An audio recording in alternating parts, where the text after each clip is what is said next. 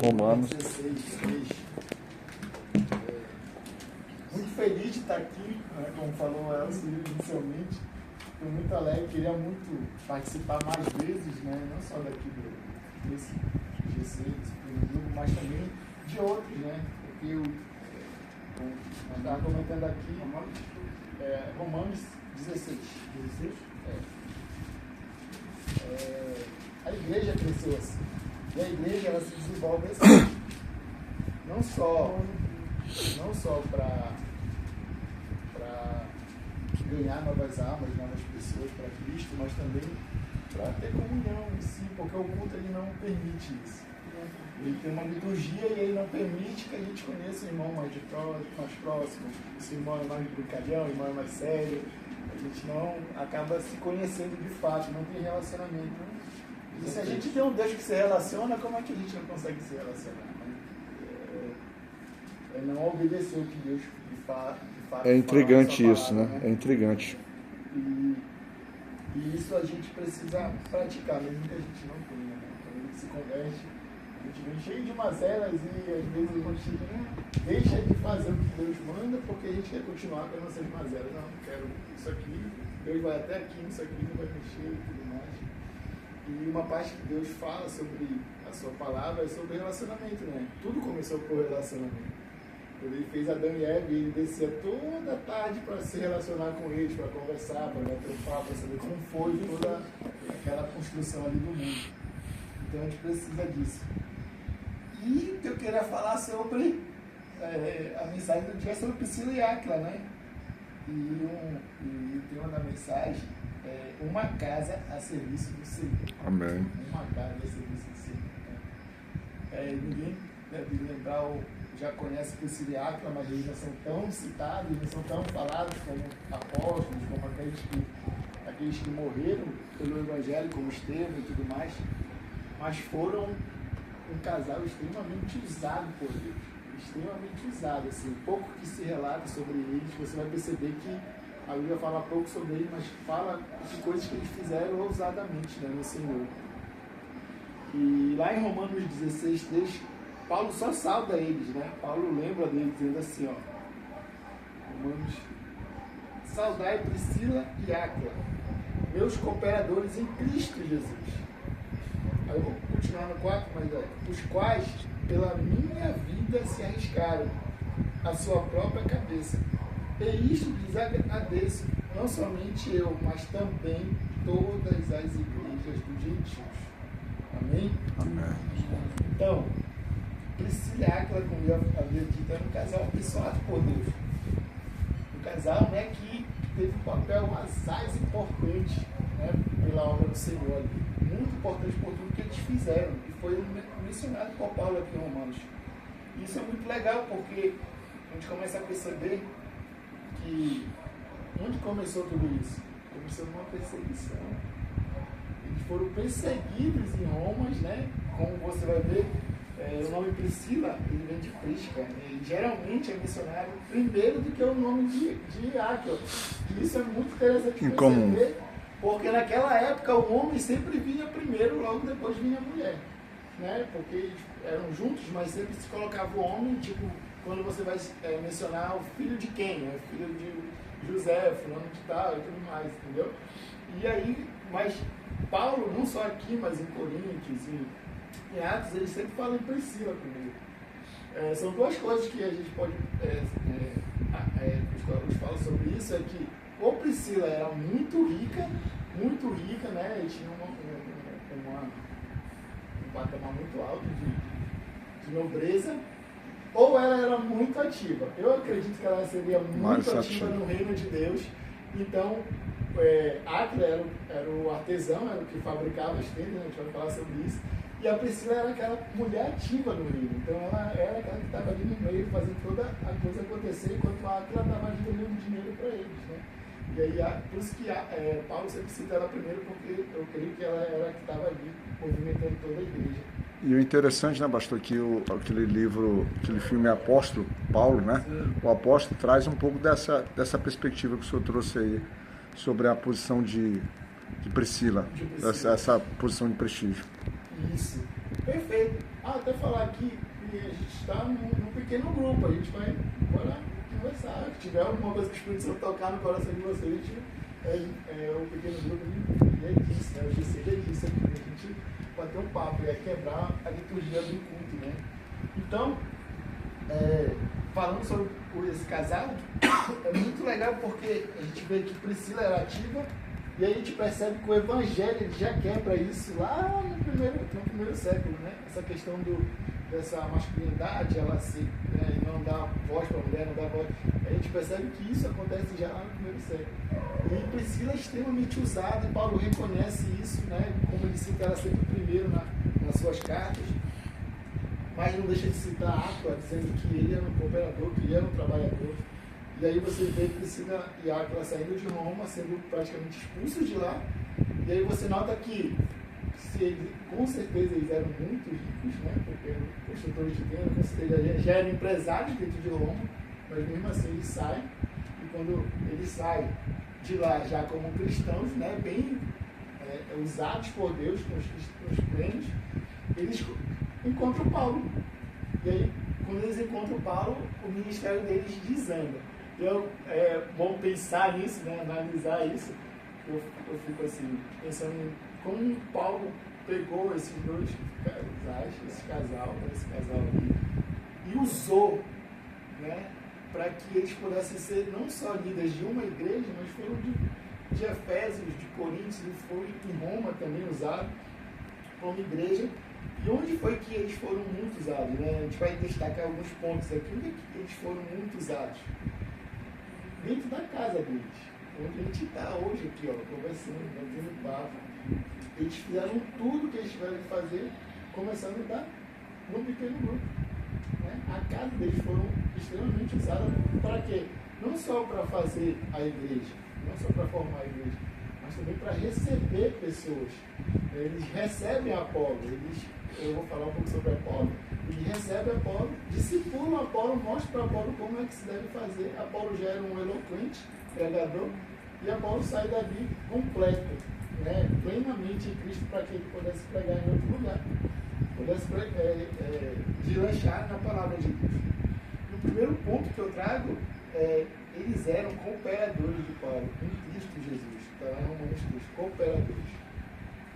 Às vezes a gente, ou muitas vezes, a gente quer ter um título, ou só começar a pregar, ou trabalhar na obra do Senhor, se a gente tiver uma posição, uma liderança, alguma coisa de fato. E visivelmente Deus sempre usou pessoas simples para pregar o seu evangelho. Você vai ver estatísticas que grandes pregadores já apareceram no mundo, Hernandes de Lopes, pregadores não só espirituais, mas com muita inteligência, como Luciano Subirá e tudo mais.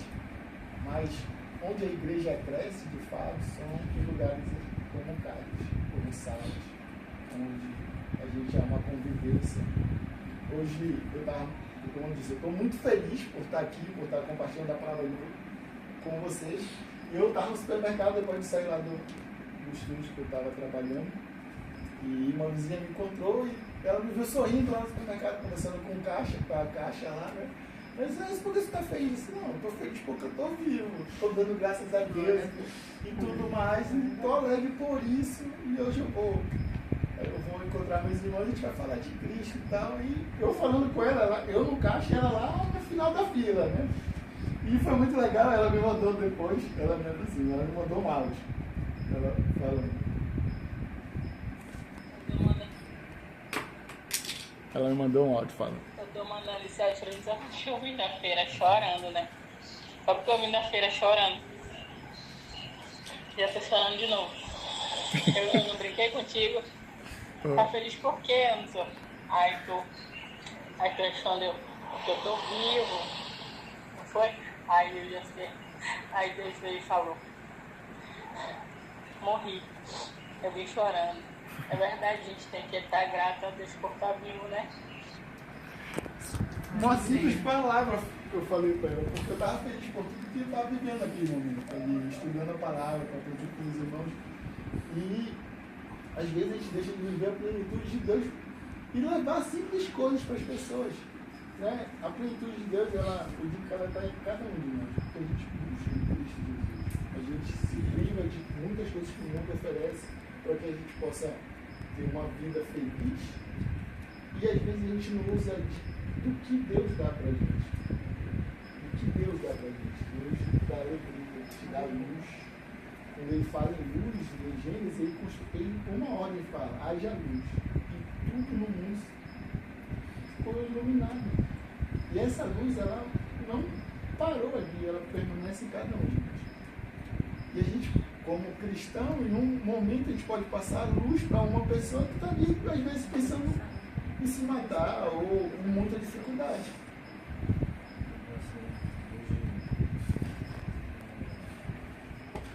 Trabalhando na internet, vai passar por uma cirurgia. Uma situação que ele, muito delicada, ele teve tuberculose, comprometeu as vias. Né? Sei quem é, já. E hoje lá foi feita uma homenagem para ele, né? Ele se emocionou. Às vezes são situações assim que a gente para pensar. Eu mesmo já passei algumas situações de estar internado, não sei se algum dos irmãos já passaram. Mas há momentos na vida que a gente, são esses momentos na verdade, que a gente para. E que a gente olha para o lado assim, você vê a confirmação da palavra. Porque quando a Bíblia diz assim, a gente, que tudo na vida é vaidade, e a gente lê, quantas vezes a gente não já leu, já viu o pastor pregando, já viu o irmão falando sobre tudo. Mas a palavra às vezes a gente ouve, mas a gente não consegue viver, absorver realmente aquilo ali, pegar e fazer uma diferença na vida. Que é nesse momento que a gente vê que realmente pode ter a moto, pode ter o carro, pode ter a mansão, pode ter o cinema dentro de casa, pode ter a piscina, pode ter tudo. Quem que vai levar? Só a nossa alegria e confiança em Deus. Nada. Se há uma coisa que o ser humano não deixa na face da terra, é isso aí, conhecimento. Isso aí, ele partiu, o conhecimento que ele tinha, fica mais o resto. Né? Então, ele ali naquele momento, teve um momento de oração, ele chorou, né? Ele pensou na vida. A minha palavra para ele foi fé. A gente fez um texto, uma carta que o pessoal fez, cada um foi assim, na hora você, fé. O deserto que ele está passando. E é grande. E até aproveito para pedir oração, que os irmãos lembrarem, né? Pedir oração por esse rapaz, que ele tem esposa, tem filho, ele sozinho aqui em Belém, deixou todo mundo que orar. E agora vai voltar para fazer uma cirurgia que ele sabe. E a oração nunca é demais. Colocaremos ele na nossa oração na madrugada. Isso é muito legal, porque às vezes a gente vai orar por uma pessoa e aí ela não sabe. E no momento que você falar isso para ela entender que existem pessoas que estão ali voluntariamente querendo fazer o bem para ela, assim, isso não tem preço que paga. Isso só um cristão faz.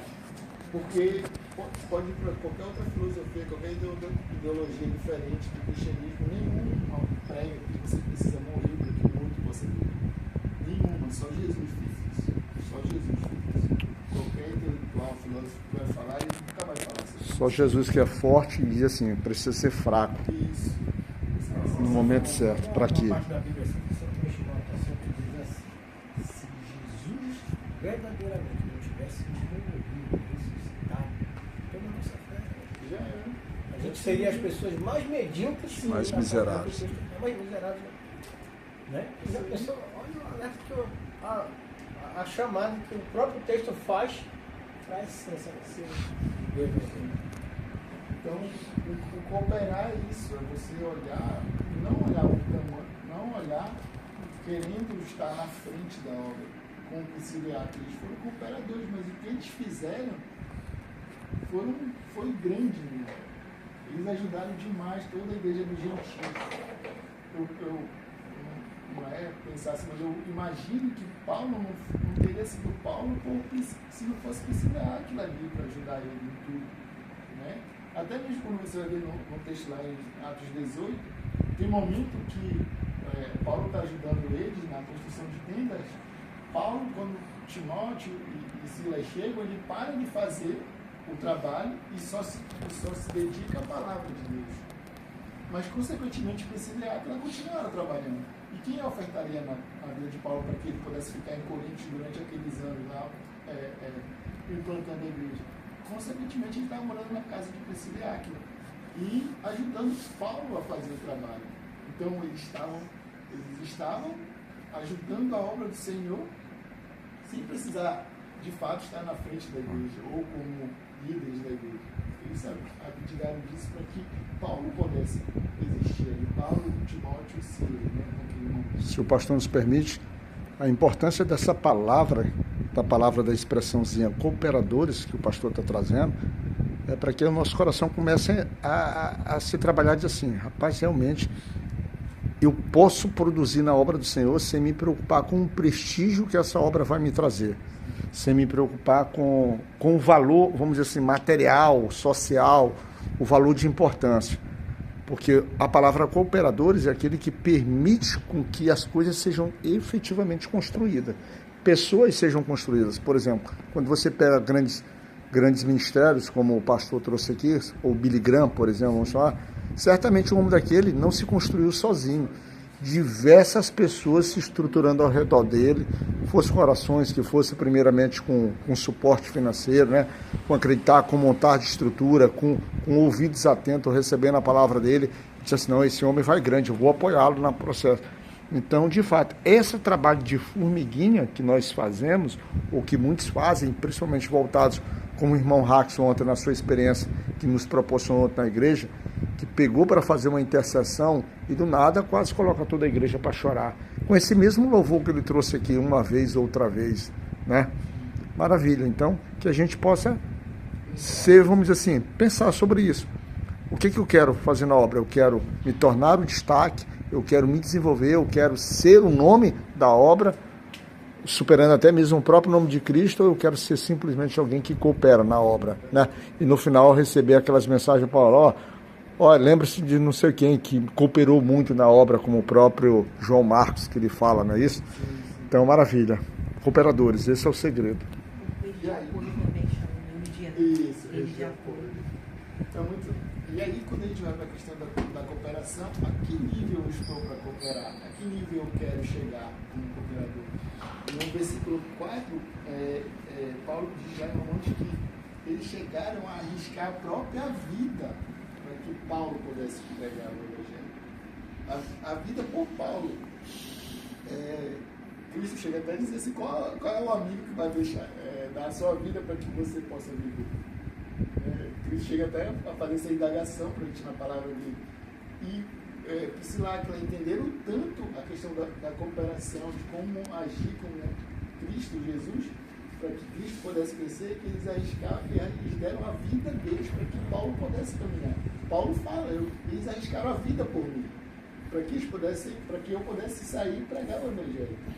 Esse é o nível de cooperação que a gente precisa entender em Cristo Jesus. Esse é o nível de servidão que eu preciso chegar. Eu já cheguei nesse nível de servidão? É uma coisa a perguntar, mas ainda não. Eu falo isso para longe.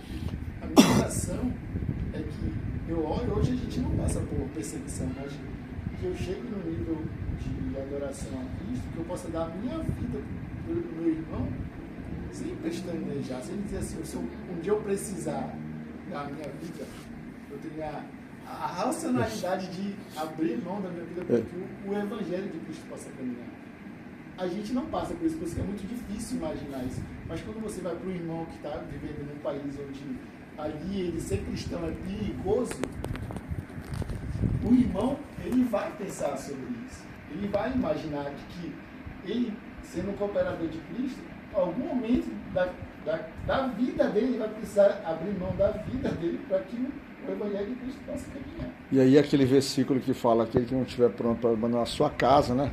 Sua família, em prol da obra, em prol de cooperar a Cristo, ele sinceramente, ele não prospera na obra. Aí, é exatamente nesses momentos, esses versículos, eles começam a se fazer, vamos dizer assim, compreensíveis.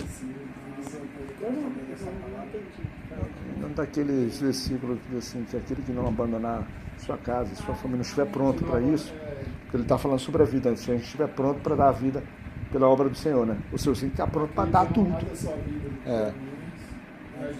Aí a gente está olhando que nessas situações descritas aqui de perseguição, em que tua vida realmente está em risco, e você sabe que está em risco porque você está defendendo a obra do Senhor, ou pessoas que têm mais capacidade que você, e que você crê que ela vai chegar longe na obra do Senhor, aí você põe sua vida em risco, aí esses versículos eles começam a fazer sentido em você. Não faz sentido para nós, porque pode sair daqui e gritar em Jesus, pode falar no supermercado para a pessoa que quer mais Jesus e tudo mais, porque você não vai ser preso. Mas nesse lugar você não pode fazer isso. Verdade. Você não pode dizer isso. Desprendimento, né? Se desprender do valor material. Ter uma vida espiritual, porque para ter essa compreensão, isso é muito espiritual. Porque quando tu, acho que foi o irmão que comentou esse dia, quando parece, poxa, a minha despesa são essa aqui, né? E não sobrou, não deu para eu dar o dízimo, por exemplo, né? Não deu para eu colaborar dessa forma financeira. Mas tu pode colaborar de outra forma, né? Você pode colaborar e lá dar um apoio na igreja, no mínimo, de qualquer forma que faz. Então a gente vê que essa colaboração nos liga muito a finanças, a dinheiro, mas não é isso, né? É colaborar de uma forma ampla. O que eu posso oferecer? O peixinho, né, que Deus, o meu pouquinho que eu der, Deus vai multiplicar, né? Então tem que ter uma maturidade espiritual muito grande para ter essa compreensão, né? De desprender da vida do egoísmo, né? Do egocentrismo, da ganância, né? E desses sentimentos ruins que fazem parte do nosso cotidiano. Tem algo assim que eu chamo, quando fala para cooperar, né? Que Paulo deixa claro aí, é que nada ele poderia fazer sem a ajuda deles. Sem a ajuda deles. Ele diz, né, que não só ele agradece toda a igreja dos gentios. A igreja. Aí isso leva ao pensamento de quê? Que, poxa, muitas vezes, se você observar assim, eu sempre procuro e aprendi assim, quando o grupo vai louvar, não é o grupo, é a igreja que tem que louvar. É a igreja. Quando a igreja ela adora, quando ela louva, quando o corpo unido louva, vocês podem notar, a igreja ela toma uma outra dimensão. Não é o pastor só que vai pregar, é a igreja que está ali ouvindo a palavra, em oração. Meus irmãos, isso aí faz toda a diferença. Sim. A igreja ela entra num nível espiritual totalmente diferente. Quando o corpo, o conjunto, naquele momento o pastor está sendo a boca. Mas enquanto isso, tem o joelho dobrado, tem a mão levantada. E as coisas vão acontecer. O dia da consagração da igreja, ele devia ser um dia que a gente pudesse mesmo reservar para que a gente esteja lá, como igreja. Porque quando você vai para Jonas, que ele coloca toda aquela cidade para orar, para se arrepender dos seus pecados, e todo mundo coloca essa cinza na cabeça e vai orar junto, você vê que toda a cidade abençoa. Então a união, ela tem sim a sua força. Só que a gente precisa entender isso. Se a gente não entender, se a gente for uma consagração por ir por mais uma, a gente de fato não está fazendo. É igual quando, tipo assim, se tu tá lá, aí tu quer só o holofote pra ti. Não é assim. Sim. Não é assim, como o Rax falou. Teu raciocínio tá excelente no meu ponto de vista. É tipo assim, eu vou estar lá, não sei o que, glória a Deus, aleluia, aleluia, ou tipo o holofote, os likes, tudo lá e tal. Não é. A igreja tá lá bem assim, ó, o que é esse daí, desculpa a expressão, o que é esse Alessandro tá aí falando? Tipo isso. Porque, tipo assim, tem que ter mesmo, tu tem que se focar, como o Mano está falando, e ir lá pra consagração, de fato, e mesmo assim com o teu espírito voltado, aquela coisa que nós estamos fazendo ali. Como o irmão Vieira outro dia levou também uma palavra excelente, bem sensato, se a palavra dele perfeita. Não tá atrás de holofote, não tá atrás de like pra vida dele. Assim que nós temos que ser quando for levar, porque a palavra de Deus é sério, não é brincadeira. Não. É isso que eu queria dizer sobre essa situação. Como saber que a obra, o trabalho, os ideais vale a pena morrer? Como é que eu posso saber isso em mim? Como é que eu identifico que eu entendi que eu preciso morrer em Cristo? Quando eu falo sobre morte, eu não falo só sobre morte física, mas da morte do meu pensar. Eu estou sendo egoísta, eu estou sendo egocêntrico nas coisas que eu estou fazendo dentro da igreja. Como é que eu penso sobre isso?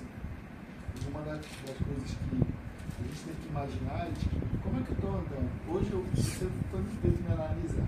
Hoje, como pastor da capela, eu posso te dizer que eu faço muito menos do que eu fazia quando eu era missionário no MPC. Porque quando eu estava muito livre, eu me propus a muito mais visitar pessoas, a conhecer pessoas, a estar em pequenos grupos. Então eu tinha essa facilidade de estar, né, hoje. E eu tento, de alguma maneira, hoje, como o Elcio falou, que eu tento adaptar o meu horário de trabalho para que eu possa estar, tipo, hoje, aqui à noite. Tá? Amanhã, ontem rolou o culto, eu não podia ir, porque eu tinha que estar aqui, eu tinha que trocar. Eu coloquei minha folga de quarta para poder estar no culto de quarta-feira. Mas eu me propor a me sacrificar. Você falou, não, porque tu vê, olha, não, sacrifício não é, isso não é sacrifício, para mim é um prazer. E se a gente tem no coração que é um prazer, a gente vai daqui para Mosqueiro só para falar da palavra do Senhor e vai voltar. Com prazer no coração, com prazer de dizer assim, eu vou compartilhar da palavra que vale a pena morrer por ela, que vale a pena. Então, quando a gente começa a pensar e imaginar sobre isso, usar da nossa razão para que Jesus também exista, isso é bom demais. A gente vai chegar no supermercado, onde for, vai falar da alegria de Deus, mesmo que aquele dia não tenha sido tão legal para a gente. Né? Isso é bom. Terceiro ponto. O terceiro ponto, na casa deles funcionava a igreja, né? Está lá em Romanos 16:5, que diz isso, né? A casa deles funcionava a igreja. Sabe, igualmente a igreja que se reúne na casa deles, sabe, meu querido profeta, primeiro fruto, não sei o que, na fé em Cristo, na província da Ásia. Então ele fala que na casa deles funcionava a igreja existiu de Roma na casa deles. E, gente, vou te falar, uma casa que recebe irmãos em Cristo Jesus, uma casa que o Espírito Santo é como se recebesse anjos. A palavra fala sobre isso. Que é o próprio Cristo. É o próprio Cristo você recebendo. Quando você recebe isso de coração aberto, sabendo que você está recebendo irmãos em Cristo, você é recebido como você recebe todo mundo aqui, com abraço, com amor, né? E você é bem recebido, você gosta de estar naquele lugar, consequentemente aquele lugar vai glorificar Deus. E não existe internet, não existe jornal, não existe comunicação melhor no Espírito Santo do que uma casa aberta, para que a palavra de Deus possa ser pregada. Ele falou agora, eu falei na casa do meu filho, mas olha esses fatos aí, né, que antes de eu participar do Evangelho, eu não gostava do crente. Eu não gostava dele, eu não gostava, entendeu? Aí tem um problema com a minha esposa, que a gente frequentava a igreja católica junto, e a mãe dela era evangélica, só que um pouco afastada, e ela decidiu retornar para a igreja evangélica. E eu continuei na igreja católica. Aí isso me diferenciou um pouco, né? Eu senti até a falta da presença dela e tudo. Aí eu comecei até mesmo a tirar a paz dela. Você está entendendo? Era uma coisa do inimigo usando em mim para atacar ela. Sim. Mas daí eu me ajoelhei. Para entender que isso que me tirava da minha vida, porque aquilo não estava. E eu estava sentindo que aquilo era coisa do inimigo para mim agir contra ela. E eu me ajoelhei muitas vezes, e graças a Deus, Deus tirou aquela coisa ruim que era o coração perante a ela, né? Aí voltando no assunto da casa, né? Só para você ter uma ideia como é que funciona Deus na vida do ser humano, né? E na minha casa eu comecei a frequentar, fazer as nossas células. Né? E para mim, eu não vou fazer a minha célula na minha casa, né? Aí comecei a as coisas começaram a mudar na minha vida, tudo de melhor, paz, sossego, prosperidade, né? Porque eu abri a porta para Jesus. Eu fazia o melhor de todos os sentidos. De todos os sentidos eu fazia o melhor. Eu estava fazendo a escolha, mas eu me retratou. Vem pra cá, vem pra cá. Não tem como uma casa que não reúne irmãos, ela não seja abençoada. Né? A gente fala, eu vou fazer uma referência do Antigo Testamento, quando Obed-Edom recebeu a arca, que ele foi extremamente abençoado. Era a presença de Deus dentro da casa dele. Obed-Edom. Assim é hoje, quando o irmão recebe outro irmão na sua casa. É a presença de Deus da casa, é a presença de Deus. Para receber a arca primeiro. A palavra está dentro de cada um. Fechar a porta para Deus e abrir a porta para Deus. Estou fechando a porta para Deus. E no momento que eu tomei essa decisão na minha vida, muitas coisas melhoraram na minha vida. Para você ver como Deus é maravilhoso, né? Para quem não gostava, já fui comprar cadeiras novas, eu fazia gosto de um lanche. A nossa célula também dava muita gente, graças a Deus. Eu senti uma felicidade tão grande quando eu fiz só o Senhor para me transformar dessa maneira. Uma pessoa que não gostava de crente, eu falei, mas eu não vi crente na minha casa. Né? E quando meus irmãos chegavam, eu ficava feliz, eu ficava alegre. E está aqui hoje, né? Até quando eu chegava em casa, o cara de casa assim. Aí eu chegava assim, ó. Sorrindo, né? Aí já viu, aí ficava cutucando a nossa canela curta. Sabe que é assim, rapaz? Mas você vê que a casa, ela quando você abre ela para o Senhor, você recebe pessoas, isso vai. Lógico que eu não comecei uma época da célula que eu estava na Assembleia, né, da minha casa, eu comecei uma consagração no sábado. Como eu fazia parte do Senhor dos Jovens, eu falei, a gente vai se consagrar no sábado em casa. E aí eu deixava o café e todo mundo tinha que chegar às 7 horas da manhã. Todo mundo sem tomar café, sem nada, para a gente orar junto de jejum até 8, 9 horas, e aí a gente se consagrava todo sábado. E aí isso começou a crescer. Aí o grupo jovem da Assembleia de Deus começou a saber disso. A minha casa ficou pequena. A minha casa não dava mais porque o grupo era muito grande. E aí a gente passou para a casa da outra irmã e virou uma igreja. Isso deu uma consagração no sábado de manhã, virou uma igreja. Mas por quê? Porque a gente entendeu que a gente precisava receber pessoas que precisavam consagrar os jovens daquela igreja. E isso deu muito certo, porque Jesus estava lá. Como eu disse, não existe internet, não existe comunicação, televisão. É melhor do que a palavra do Senhor. Não existe. Quando você faz isso de coração, de fato, e abre a sua casa, abre tudo que você tem ali, né, o seu conforto, abre mão do seu ego e começa a trabalhar. Isso, você vai ver que a recompensa vem, as bênçãos vão se materializando. E quando eu falo bênção, não é material, porque é uma coisa que a minha esposa até fala, você tem que ter ambição também. É uma coisa que eu tenho ambição. Eu quero dar uma boa vida para o meu aluno, quero ter essas. Só que eu não quero ultrapassar a vontade do Senhor. A vontade do Senhor ela tem que ser primeiro em todos os lugares. Porque hoje eu estava muito feliz, porque hoje eu ia trabalhar, mas eu tinha tempo com meus irmãos. Tem dia que eu trabalho o dia todo, eu não tenho tempo com ninguém. Hoje eu tenho tempo com Deus ali nas minhas meditações. Mas isso aqui ele é muito bom, eu amo demais, eu gosto demais. A nossa igreja, a Capela Evangélica da Aeronáutica, ela começou assim, no grupo, ali no 14 bis, no bloco 39. Começou ali através posso dizer, da minha vida e da vida, não sei se você chegou a pegar o irmão Samuel, conhecemos o pastor Preste, né, ele tinha recém-chegado, aí a igreja em si, a Capela Evangélica começou lá no 14 bis, bloco 14, depois foi para o salão de festa, e aí nós lá conversando, pastor, porque a igreja católica ela tem a sua própria igreja, por que o senhor não vê um local para ter a nossa igreja?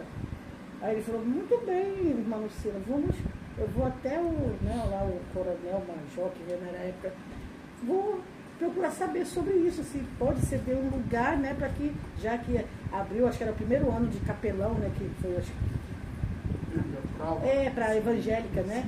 Aí ele falou, bem pensado. E quando ele demorou assim uma semana, ele veio no outro dia de grupo familiar, assim, ele veio com a notícia que tinha ganhado lá o terreno lá, que é a nossa igreja, né? E ali começou, através de um grupo assim.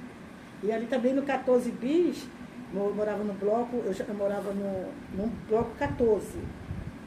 Um grupo também familiar, assim, começou assim. E era mais de 30 pessoas. Era mais de 30 pessoas, porque as pessoas... aquele grupo foi tão falado que era da minha casa. Ali, que foi tão ali... E as pessoas queriam saber por que aquele grupo crescia tanto. Né? Porque veio. Só que nessa época, né, às vezes chega pessoas transferidas de outra igreja para a nossa igreja, né?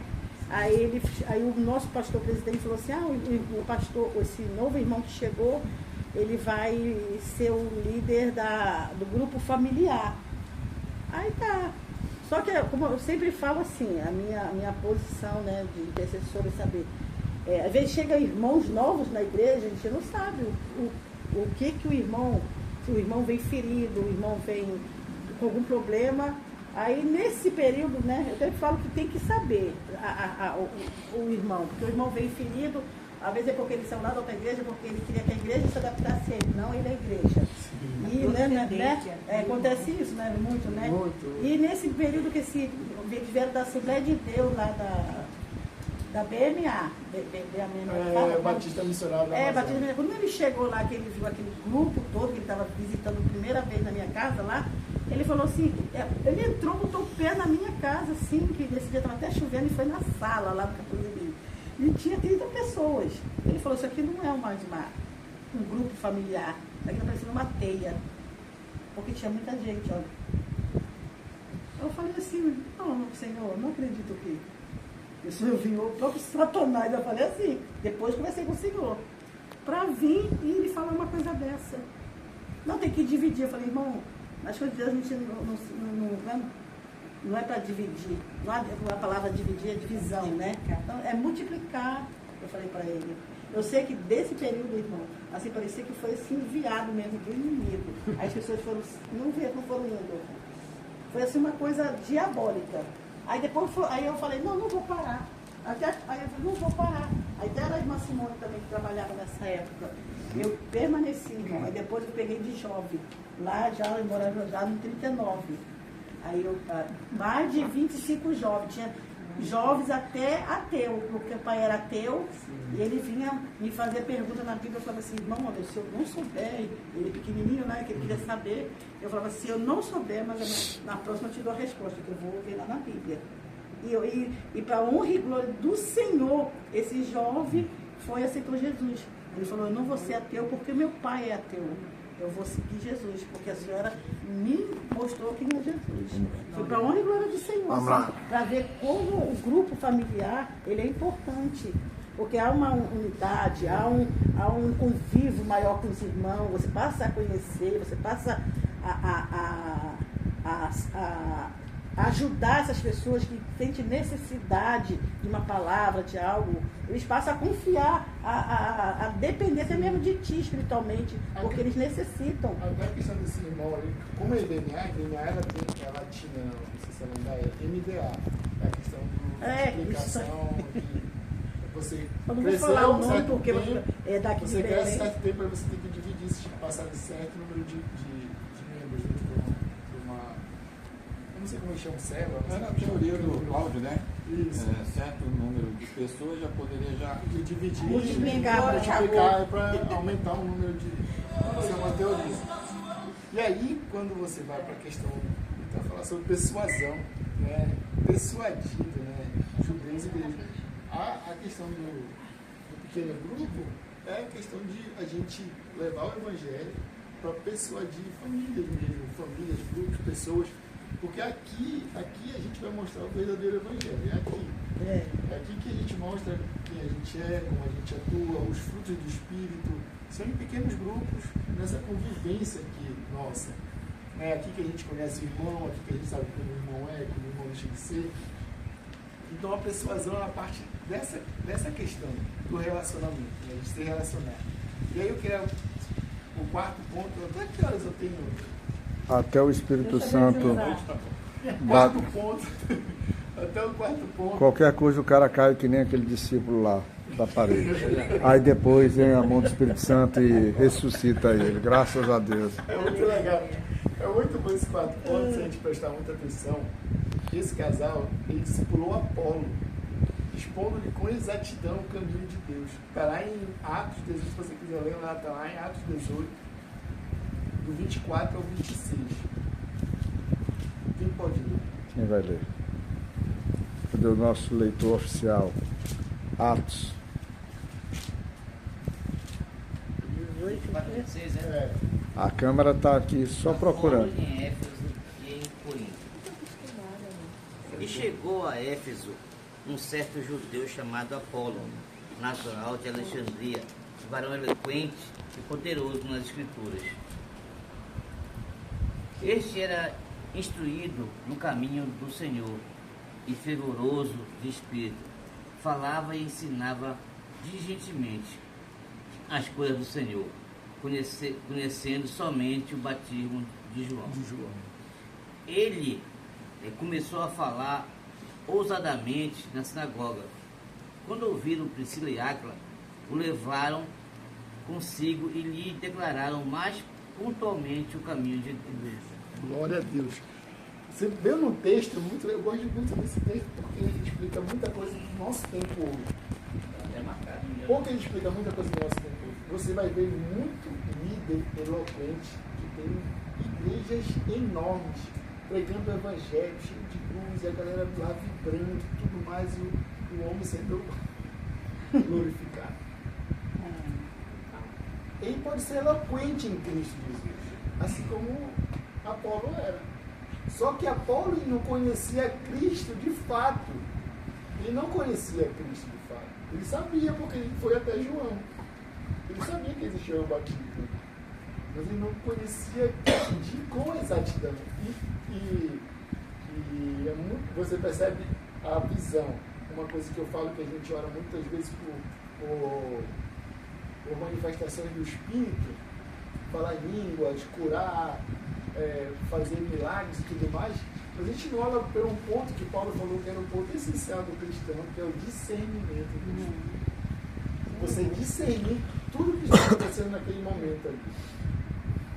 Áquila e Priscila, o que eles percebem? Apolo é eloquente, fervoroso na palavra, conhecedor, tinha um conhecimento, fala muito bem, é muito eloquente, consegue persuadir pessoas, mas está faltando alguma coisa nele. Mas não tem o evangelho verdadeiro. Ele não prega o evangelho verdadeiro. Está faltando alguma coisa nele. E aí quando você olha para o nosso tempo hoje, você vai ver muito sobre isso. Muito pastor que prega muito bem, fala muito bem. É fervoroso, mas você percebe que por algumas situações ele não tem o evangelho pleno dentro dele. Porque quando você, eu digo muito isso, é uma percepção minha, mas você pode perceber sobre isso. Quando você olha para um líder cristão, que ele anda de Rolex, com um relógio de mais de 150 mil, com um carro de 300 mil, tem mais de 5 milhões na conta, e ele é só um número de igreja, tem alguma coisa errada com o evangelho dele.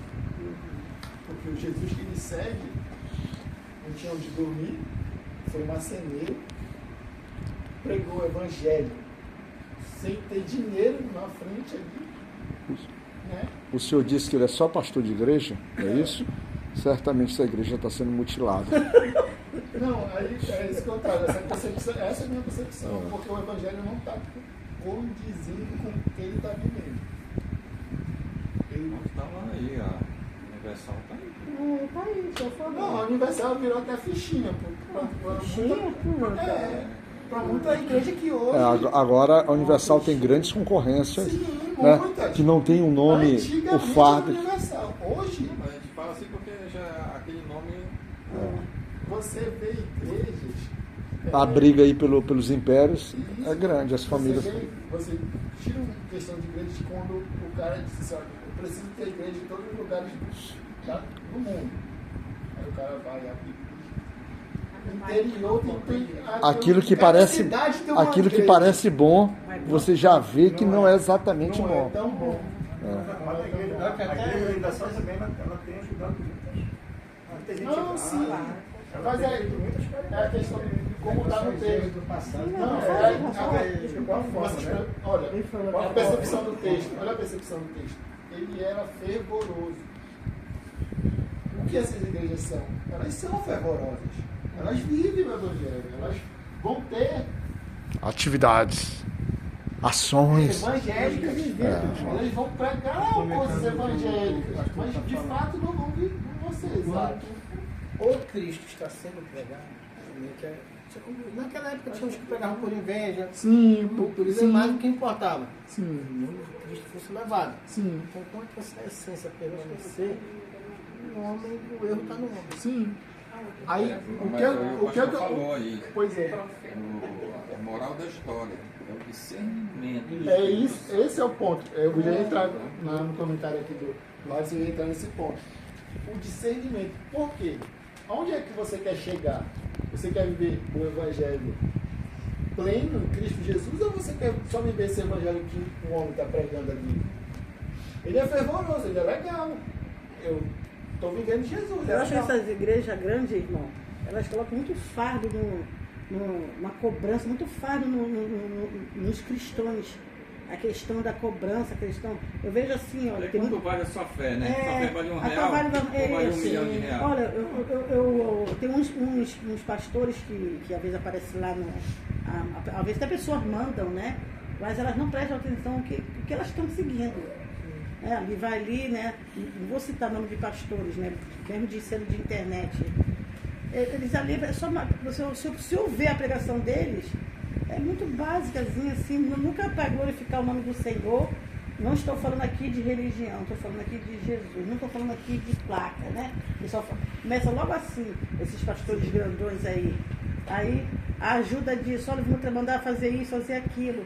E o povo desse lado, que são carentes, necessitando, que quer ouvir algo de Deus, quer ver algo de Deus agir na vida dele, acaba cedendo. O ponto essencial, como o Júlio falou, o ponto essencial que eu quero trazer para a gente, que como cristão e a gente amadurecer, é plenitude. É plenitude. Você pode ser um cristão que nem um monte dessas igrejas. Estão ali seguindo sem saber o que de fato estão seguindo.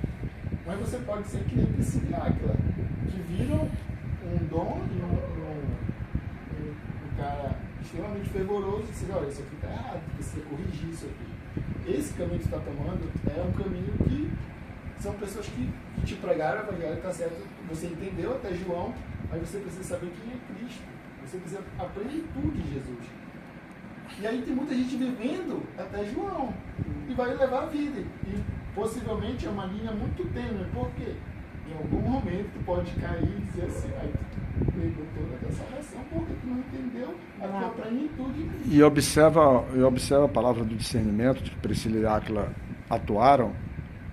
Eles olham as incorreções, olham a imperfeição, olham a falta de verdade, mas eles olham o jovem que de fato quer viver aquilo, né?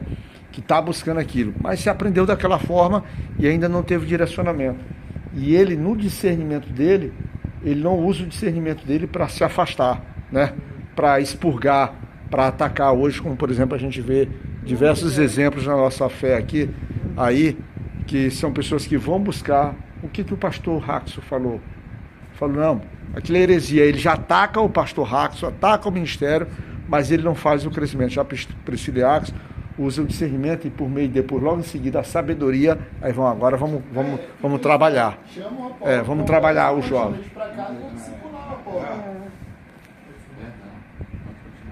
Falando sobre o que o Alex falou, de que Jesus vai ser pregado e isso é glorificar, legal.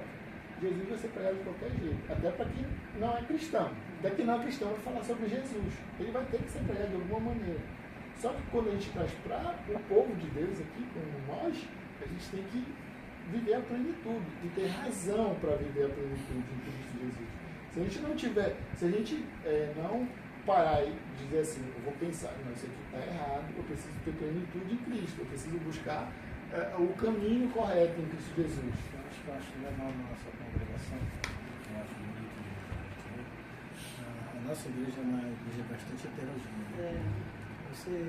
Ali, minha esposa parece um católico, cristão. Parece um um batista, congregando ali com a gente. Tem um pentecostal, tem um presbiteriano. E, poxa, tem aquele que não crê no batismo com o Espírito Santo, mas tem aquele que crê. Mas todos nós nos respeitamos, né, unidos em Cristo. Né? Aí na sua palavra, quando fala plenitude, assim, alguma vez eu conheci uma irmã que ela não acreditava no batismo. E quando ela entrava numa igreja pentecostal, ela entrava orando para que nada acontecesse com ela. Eu disse assim. Não acredita e está temendo. Não está entendendo. Botou plenitude porque, poxa, posso numa linha tradicional, não creio muito.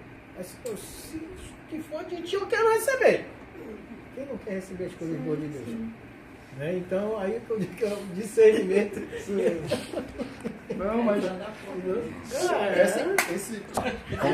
Vamos retomar. É muito legal pensar sobre isso, porque muita gente está vivendo hoje, não é a plenitude de Cristo. Está vivendo um evangelho fervoroso, mas está esquecendo de que a gente precisa manifestar os frutos do Espírito. E aí, por essa falta de plenitude, a falta dos frutos do Espírito, de manifestar os frutos. Às vezes até o abuso da parte espiritual mesmo, Sim, né? A palavra também fala em ordem e decência, então não pode ser. É um conjunto. Perfeito, é isso mesmo. Não pode ser esquecido. É isso mesmo.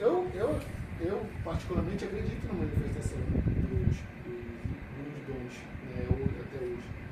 Dos dons do Espírito. Mas só que ficou tão indecente, ficou tão visível, tão criminalizado. Tão agressivo. É agressivo que você olha assim, cara, mas por que Deus precisa disso? Porque Deus ele fala na palavra dele que essa manifestação do Espírito, ela tem um propósito. Eu sempre comento o seguinte. Cristo crescer. Eu sempre comento o seguinte, quando eu vejo várias manifestações, eu me pergunto assim, Senhor, tu só consegue te manifestar dessa forma estranha, essa forma esquisita, até assustadora. Às vezes eu me pergunto, Na né? verdade, hoje em dia, muitos lugares ficou banalizado. Sim, banalizado. As pessoas acham que, mesmo porque a Escritura diz o quê? Com ordem e decência. Aí um monte de gente pulando, você vai estar ficando ridículo para os evangélicos. De tanto vídeo que a gente vê nessa internet, da gente pulando, a gente se batendo, e a palavra diz o quê? Que se tu for falar em língua, se não tiver quem traduza, que tu fale baixo para ti mesmo. Mas não é uma gritaria, uma descabelada e puxa para cá e puxa para lá.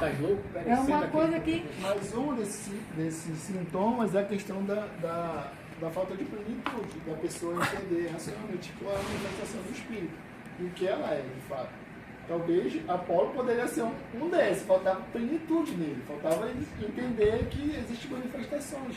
E aí, manifestação é sempre um propósito. Ela não é uma imagem, não é para não ficar dando pirueta, ou pulando, ou fazendo alguma coisa, se ele não tem um propósito para Cristo ser glorificado. Não existe, a Bíblia não me mostra isso, então eu não posso acreditar nisso. Sendo uma pessoa que acredita nas manifestações, eu acredito que Deus pode usar pessoas para curar, para falar em línguas, para discernir, para fazer essas coisas. Eu acredito, porque a Bíblia não encerra, ela não tem isso. Paulo não diz assim, olha, nos apóstolos acabaram essa manifestação. Não existe isso. Em Efésios está lá, e diz assim, olha, para que o corpo de Cristo amadureça. É isso que ele diz, para que o corpo de Cristo seja maduro. As manifestações do Espírito existem, toda essa questão. Mas se o corpo de Cristo não está amadurecendo, não aparece essa maturidade, essa manifestação, é porque está faltando plenitude. Está faltando plenitude. E é isso que o Paulo está combatendo lá. E aí, Priscila, lá como discípulos deles, também combateram isso. Você olha pela essa questão do Apolo. Diz, olha, não está alinhado, o teu evangelho não está alinhado com o evangelho de Cristo. Precisa alinhar isso aí.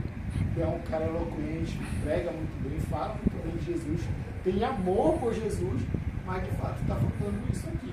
E aí, Priscila, eles alinham isso. E aí, trazendo esse último ponto, que é o ponto do quê?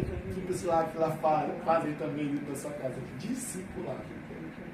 A falta de discipulado nas nossas igrejas tem criado essas anomalias dentro da igreja.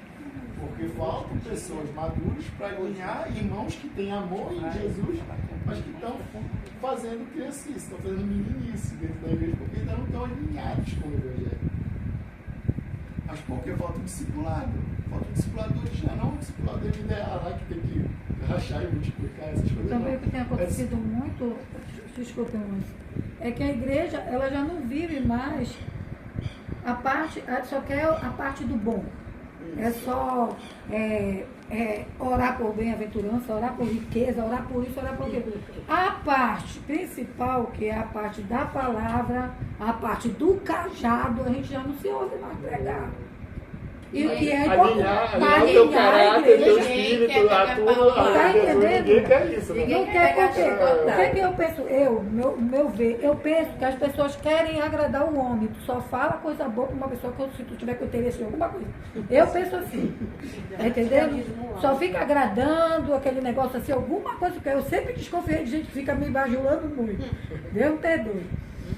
Mas o que é que acontece? Acontece isso, olha, como a Áquila, a Priscila e a Áquila, eles estavam ali, mas eles se consagravam, eles oravam, eles faziam o voto do Nazireu, né? Então, eles eram pessoas que buscavam a instrução, apesar de que eles não queriam estar lá no centro, sendo aquela pessoa que está ali passando, mas a vida deles era uma vida a ser seguida. É aquela coisa que a Bíblia diz, assim como tu anda, como tu te porta, como tu te veste, onde tu frequenta, aquilo ali tudo tem que ser um testemunho de Deus, para Deus. Era o caso deles, que eu creio, né? Porque uma pessoa para chegar e te ensinar alguma coisa é porque ela já aprendeu com alguém, né? E esse é o porém. Aí essa liberdade muito grande que está tendo nas igrejas de se fazer o que quer, e ir como quer, se vestir do jeito que quer, fazer da casa do Senhor como quer. Quando a pessoa tem a igreja tem uma cantina dentro da igreja, como tem a nossa, né, como tem em todas as outras igrejas, tudo bem, mas eu acho que tudo aquilo que tu leva de fora para vender, isso não é legal, não é, já virou comércio. Esse ponto aí que você colocou, existe os filósofos alemães, eles falam sobre uma coisa que a gente fala como cristão. Eles chegaram a um ponto na filosofia alemã, chegaram a um ponto que eles chamam, tem uma palavra chamada Rastengard, que como é que eles Rastengard. Eles dizem que como é que eu analiso o espírito da época.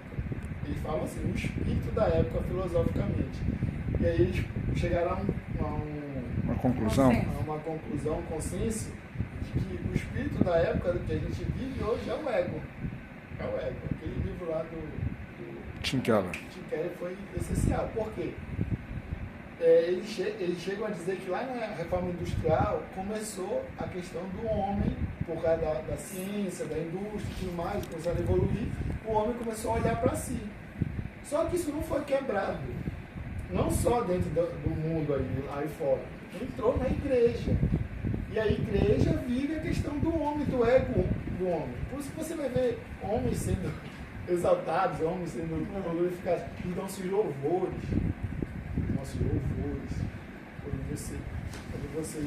Quando você deixa de dizer que Deus é grande no louvor, deixa de dizer as características de Deus, você deixa de dizer que você está ali porque você quer ser rendido ao Senhor, e você começa a colocar o eu,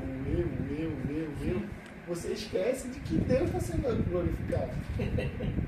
Então, é por isso que tem muitos hinos que são de adoração realmente e outros são de ego. Porque eu vou isso, eu vou aquilo, porque Deus vai dizer, se tu chorar, assim, se tu... Eu falo que existe tem hino que não é adoração. Existe duas músicas que eu falo, tem uma do J Quest que fala sobre felicidade, que praticamente é um louvor falando sobre felicidade da construção do mundo, é um louvor.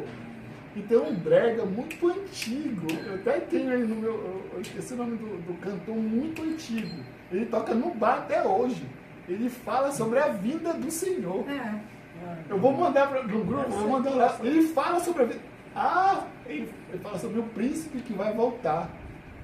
Você já ouvi no bar, eu estava passando a ficha do bar, ouvi, não, cara, o cara tá cantando a volta do Senhor, tá cantando a volta do Senhor no bar. Aí eu falo de um cara desse no mundo ali, fez uma música de louvor ao Senhor. A gente que está aqui, cristãos, irmãos aí de louvor e tudo mais aqui, não consegue fazer um louvor falando sobre o louvor. A gente está vendo hoje a gente está vendo hoje nas internet aí, pegando muitas vezes o hino da harpa vindo da harpa, do inário, do cantor cristão, colocando música em cima daquelas letras, que quando eu olho assim, cara, Jesus, tem misericórdia. Deixa a letra original, que é tão linda, O cara quer chipar tudo, né? Ele quer chipar, ele pega uma música linda, quer chipar lá. E põe lá um baixo, uma guitarra e ia bater. Não, Senhor, tem misericórdia. Tudo no seu lugar. Eu estava ali em Carolina, no Maranhão. Aí ele estava tendo um evento evangélico lá, chegou na hora da pregação. Aí não sei o que foi que aconteceu lá com a iluminação, que não estava do jeito que o irmão que ia levar a palavra queria, né? Eu falei, meu irmão, tem que ajeitar isso aqui, o povo quer me ver. Oh, meu Deus. Como é que é? A gente não faz longe, né? Porque Aí eu digo, antigamente pronto, eu digo, as eu não pessoas vou pregavam dividir, toda não. uma palavra. Hoje em dia, se tu quiser trazer alguém para pregar na tua igreja, tem que pagar. Quanto é o seu cachê, pastor? Quanto é o cachê do pastor? Eu não quero ficar na casa de nenhum irmão. Uma coisa, 10 toalhas brancas. Pessoal, Paga, quero ouvir o irmão virar de lá, paga a passagem dele, deu um local pra passagem, ele alguma coisa. ficar. Não, isso aí. Agora, a cobrança de Tenho mais alguma coisa coisa, pra cara, se ele vive pela fé, ele tem que deixar Deus operar. Hoje, Pode ser coisa de oferta, oferta, pode ser Eles cobram o dinheiro para pregar. pessoal, vamos deixar um só falar. Hoje em dia acontece assim, antigamente acontecia isso, que você está falando. Eu vou mandar buscar o pastor lá nos Estados Unidos. O pastor se agradava só de te receber, se pagar a passagem, a estadia dele e o almoço. Hoje em dia não, tu tem que pagar tudo isso e ele dá cobra pela pregação dele. eu fui ali numa igreja aqui em Belém mesmo, né? E ligaram, fulano, você vem pregar aqui na minha igreja, tal.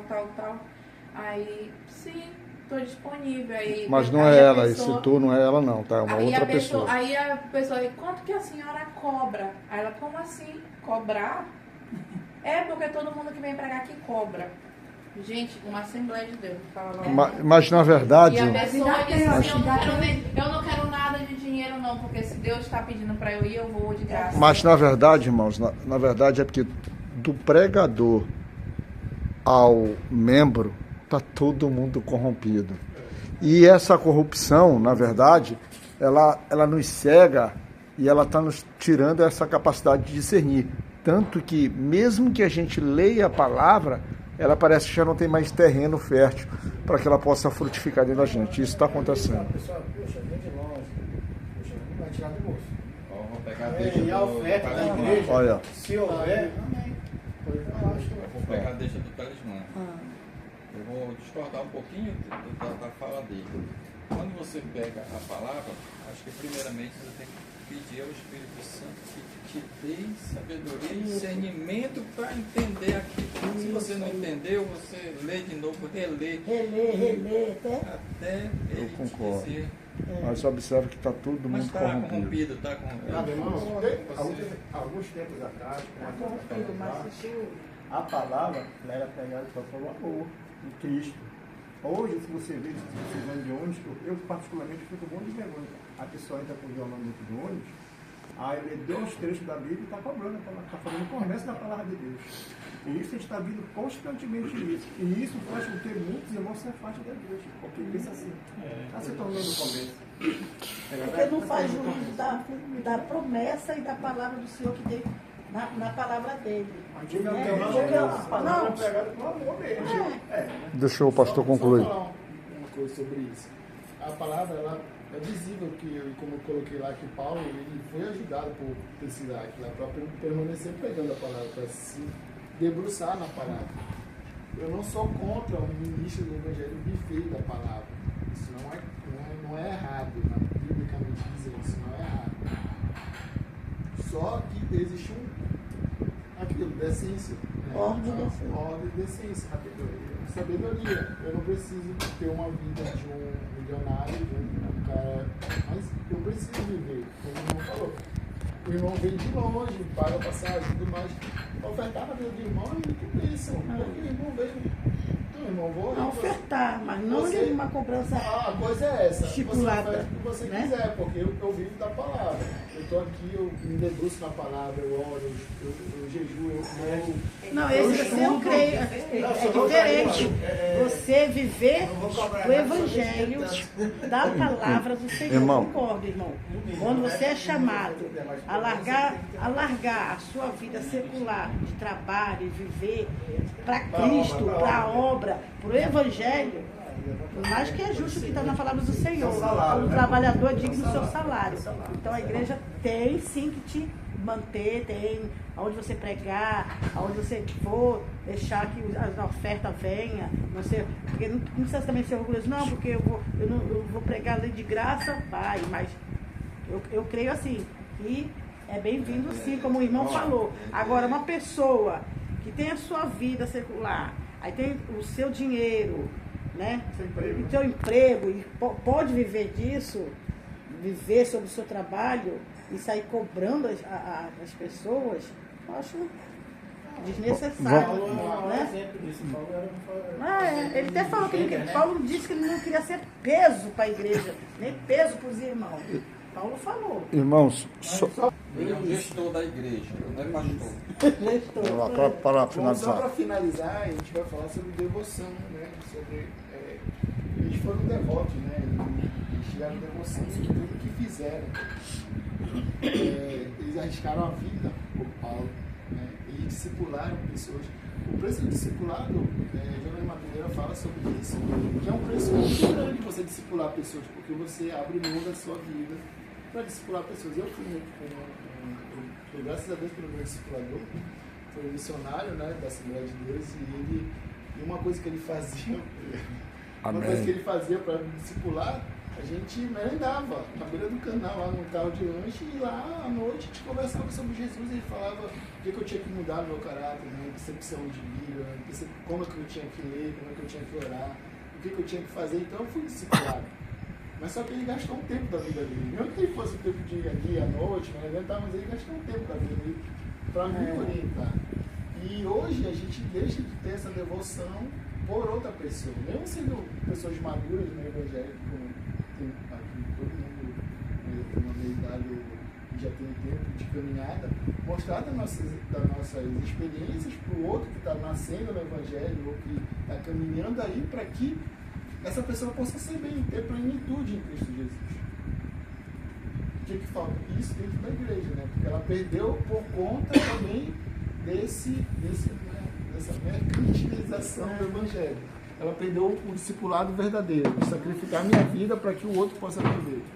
Então, que a gente aprenda com eles também essa questão da devoção, de ser devoto do evangelho, de ajudar as pessoas, de se sacrificar para que a pessoa possa viver.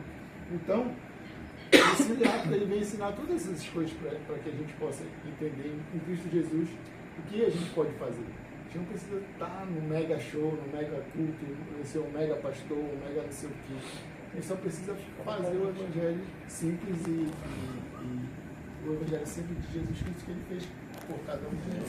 Você está falando no discipulador, na realidade, esse tempo que ele tem que tirar para o discipulado, hoje ele não quer sair do conforto dele, ele não quer sair para, vamos dizer, lá no carro de lanche, para a palavra para quem está discipulando. Então ficou uma coisa assim muito mecânica, só na igreja, só discipulando na igreja. Não é. O discipulado de fato é você participar da vida. É caminhar com a pessoa.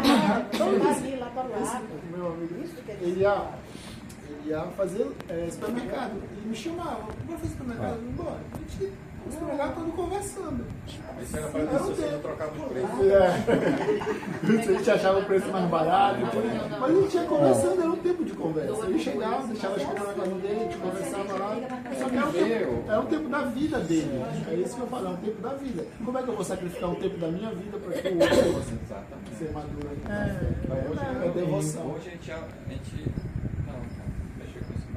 a gasolina está muito cara. Pra que eu vou Lá na nossa igreja, quando eu vou lá da Sacramento, a Madonna foi missionária penitenciária, fazer uma vida para os presos lá, sabe? E eu estive conversando com os presos lá, rapaz de novo, porque tem muita pessoa pagando crime novo, né? E teve um que pegou uma pena alta, de 20 anos, e ficou poxa, estava começando a aprender, estava pensando em um plano de fuga. Ó, Porque vou te 20 anos não é 2 dias, né? Rapaz novo, né? Aí eu pensei com ele, isso aí, meu irmão. É duro de falar isso, porque eu não estou no seu lugar. Mas não vai resolver esse problema se você fugir. Infelizmente você vai ter que pagar pelo seu plano. É difícil de falar. É difícil. Aí conversei com ele, mas minha hora de tempo, fui mostrando para ele como é que funciona as coisas. Aí aquilo foi engatando na cabeça dele. Eu lhe agradeço muito por você aqui ter conversado comigo, porque francamente a minha meta era fugir. Eu digo, você pode fugir. Você pode fugir, você vai sair do sistema penitenciário, mas você vai ser resgatado de 20 a passar para 25. amém. E assim por diante. É duro de falar que eu estou lhe falando, você tem que ter sua pergunta. Aí depois eu conversei e disse, aí você me falou, eu estou pensando aqui, eu acho que a saída é pagar a pena que ele cometeu, né? Porque muitas pessoas aqui também jogam pedra, as pessoas cometeram um ato, cometeram um crime, né? Mas são seres humanos, né? E pode sair dali resgatado. Agora, não volto a dizer, não queria estar no lugar dele, mas ele cometeu o crime dele, ele vai ter que pagar. Porque essas pessoas, quando elas veem, sabe que tem pessoas muito ruins mesmo, né? Mas tem pessoas que podem se recuperar, às vezes pelo momento de uma fraqueza, de uma bebida, de uma droga, cometeu aquele crime, né?